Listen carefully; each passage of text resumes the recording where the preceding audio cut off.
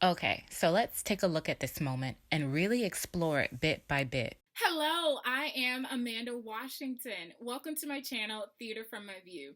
Here on this channel, I discuss plays that I would like to direct, I discuss artists in the theater industry, and I share any directing tips that I can with you all. Today, we are going to be discussing playwright Leslie Lee. But before we get into it, don't forget to like and subscribe to this channel. I post every Friday at noon, and next Friday is coming quick, fast, and boom, in a hurry, and you don't want to miss it. All right. Let's get into it. The year is 1976. The month, April. The musical number All I Care About Is Love from Chicago just performed. Actor and activist Eddie Albert steps out on stage to discuss why only musicals were performed at the Tonys in that year. To help him with his task, he calls to the stage Trish Vanderveer. A woman emerges in a flowing white gown. The two banter for a moment, then proceed with the matter at hand, announcing the nominees for the Best Play Award. The First Breeze of Summer, written by Leslie Lee, is called. The show opened March 2nd, 1975 at the St. Mark's Playhouse Theater, home to the Negro Ensemble Company. The show would be a glimpse into the African American family life. With 3 generations living under one roof, something's bound to arise. How habits and traits transcend from one generation to the next, and having the courage to break that cycle are just a couple of themes captured in Lee's play.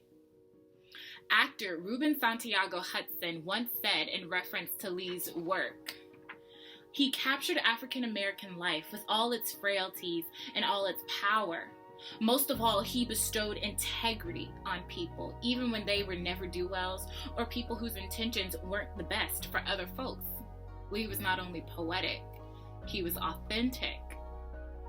I can only imagine what this Tony nomination must have felt like for Leslie Lee. Born November 6, 1930 to Clementine Carter and John Hunter Lee, he was one of 9 kids. Growing up during the Great Depression, World War II, the Civil Rights Movement, and with lingerings of the Vietnam War still in the air, this Tony nomination must have been beyond his wildest dreams. He initially wanted to be a doctor because being a doctor means that no matter what's happening in the world, you have a job. He went to college for biology. He was a bacteriologist and a researcher for a pharmaceutical company. He wouldn't start his playwriting career till the mid-1960s, attending Villanova University for playwriting. He would also teach at a multitude of institutions, all while juggling other artistic endeavors, such as work with the Negro Ensemble Company, writing film and television scripts. Among some of his notable variations was Richard Wright's short play, Almost a Man, all while still nurturing his own playwriting career.